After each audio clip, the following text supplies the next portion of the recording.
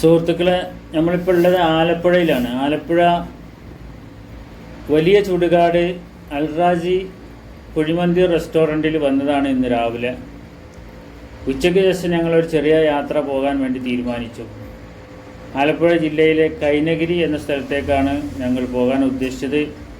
കൈനഗിരിയിൽ ഒരുപാട് കാഴ്ചകൾ ഉള്ള സ്ഥലമാണ്. ഹൈലൻഡ് വില്ലകൾ, കൈനഗിരി ടെർമിനൽ, ഇങ്ങനെ ഒത്തിരി കാഴ്ചകളുള്ള സ്ഥലമാണ്.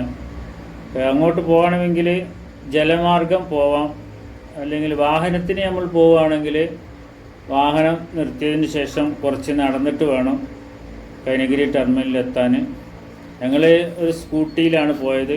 ഞങ്ങൾ സ്കൂട്ടിയെല്ലാം സൈഡാക്കി നടന്നിട്ടാണ് കൈനഗിരി ടെർമിനലിലെത്തിയത്. കൈനഗിരി ടെർമിനലിലേക്ക് പോകുന്ന വഴികളാണ് നിങ്ങൾ ഈ കാണുന്നത്. ഇപ്പോൾ ഈ കൊടും വേനലിലാണ് ഞങ്ങൾ പോയത്. ഈ വേനലിലായത് കൊണ്ട് തന്നെ ഈ രണ്ട് സൈഡും വയലാണ്. നെല്ലെല്ലാം വിളഞ്ഞു, അതിൻ്റെ വിളവെടുപ്പ് നടന്നുകൊണ്ടിരിക്കുന്ന സമയം ആയതുകൊണ്ട് തന്നെ ഈ രണ്ട് സൈഡിലും നല്ല പച്ചപ്പെല്ലാം കുറഞ്ഞിട്ടുണ്ട്. നെല്ലെല്ലാം വിളയുന്നതിൻ്റെ മുന്നേ ആണ് ഈ ഭാഗത്തേക്ക് വരുന്നതെങ്കിൽ ഇതിൻ്റെ രണ്ട് സൈഡും നല്ല പച്ചപ്പായിട്ട് നല്ലൊരു കാഴ്ചയാണ് നമുക്ക് കാണാൻ കഴിയുക. ഇപ്പോൾ ഏതായാലും നല്ല കൊടും വേനലായതുകൊണ്ട് തന്നെ ആ കാഴ്ചകളൊന്നും തന്നെ കാണാൻ കഴിയുന്നില്ല. ഇപ്പോൾ നിങ്ങൾ കാണുന്നത് പോലെ തന്നെ ഇതുപോലുള്ള നല്ല റോഡിൻ്റെ സൈഡിൽ തോട് എന്ന് പറയാൻ നമ്മളെ ഭാഷയിൽ പറഞ്ഞാൽ, അതുപോലെ തന്നെ തെങ്ങ്, പിന്നെ ഇവിടുന്ന് അങ്ങോട്ട് പോയാൽ ഇനി കായലാണ്. ഈ കായലിൻ്റെ നടുവിലൂടെ കുറേ അങ്ങോട്ട് പിന്നെ നമുക്ക് പോകാൻ കഴിയും. ഈ ടെർമിനലിൽ ചെന്നാൽ അവിടെ ഇതേമാതിരി തന്നെ ഒരുപാട് കാഴ്ചകളുണ്ട്. അവിടെ ഹൗസ് ബോട്ട് വരും, അതുപോലെ തന്നെ സ്പീഡ് ബോട്ടിൻ്റെ മത്സരങ്ങൾ, അങ്ങനെ ഒരുപാട് നല്ല ഒരു കാഴ്ചകൾ കാണാനുള്ള സ്ഥലത്തേക്കാണ് ഇപ്പം നമ്മൾ നടന്നു പോയിക്കൊണ്ടിരിക്കുന്നത്. ഇത് വാഹനത്തിൽ വന്നാൽ ഇതേ മാർഗ്ഗമുള്ളൂ. ടെർമിനലിലേക്ക് പോകാൻ ഇങ്ങനെ നടന്നിട്ട് തന്നെ പോകണം. അല്ലാതെ ബോട്ട് വഴി വരുന്നവർക്ക് നേരെ അവിടെ ഇറങ്ങാനുള്ള സൗകര്യങ്ങളും കാര്യങ്ങളും എല്ലാം ഉണ്ട്.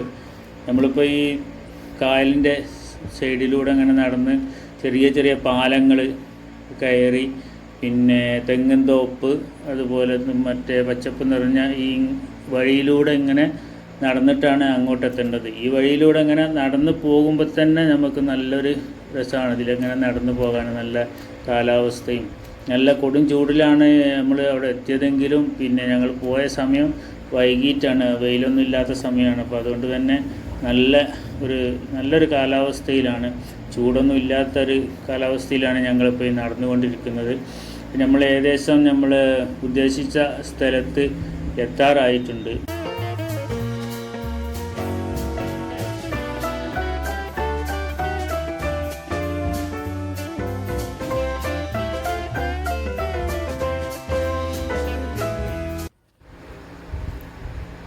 അങ്ങനെ കൈനഗിരി ടെർമിനലിൽ എത്തിയിട്ടുണ്ട്.